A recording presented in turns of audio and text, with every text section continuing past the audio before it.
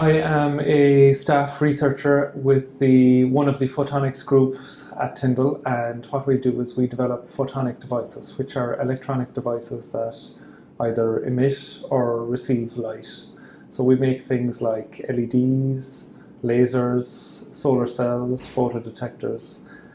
We design them, we make them, and we test them here at Tyndall.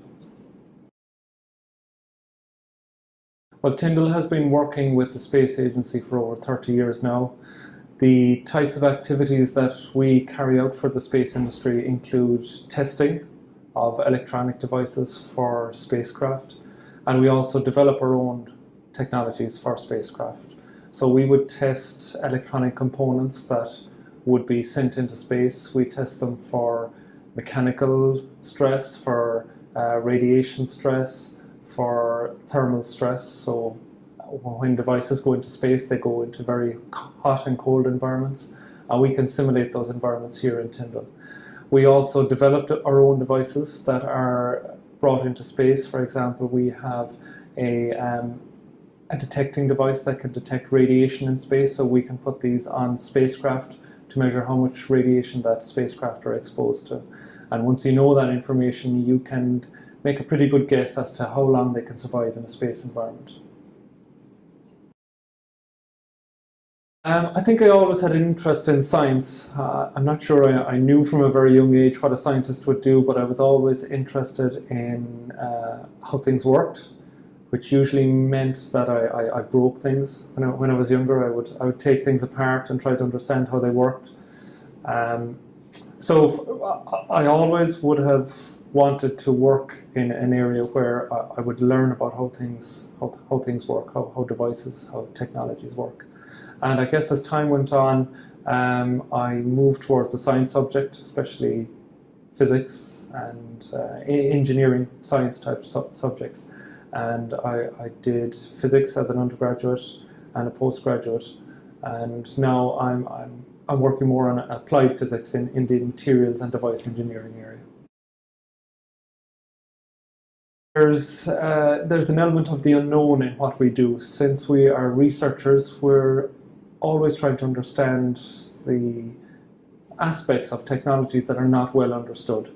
So we're always investigating new ideas and new concepts. We're sometimes trying to prove certain concepts, whether they're true or false, but we get a lot of opportunities to investigate new materials, new devices, or new processes. So we come up with concepts or solutions for problems that may be out there, whether they're in the space industry or in everyday activities, and we try to solve those problems. That it usually involves electronic devices that interact with light, because we're in the photonics group here at Tyndall. So it's great that we're able to solve problems, whether they're medical problems, space problems, problems relating to energy. I guess that's the best part of what we do. I guess to start with, I grew up on a farm, so there was always something interesting happening. You need to be kind of a scientist, I guess, to live on a farm as well, because you have all kinds of things happening. So I guess my family, my parents would have had an influence in me to start off with, and they allowed me to, I guess, be inquisitive and ask questions about things and break things, as I said, sometimes try to understand how they work. Where it's going as regards space exploration, I think it's clear that within 10 years space tourism will become the next big thing, and more people will get the opportunity to move into maybe not well beyond the Earth's orbit, but much further than we've been able to go recently. So I think it will be an industry, a tourist industry in itself, and for that reason people will need to be more and more aware of what the space environment is like, and I guess the technologies that are needed both to get to space and how we can utilize technologies in space.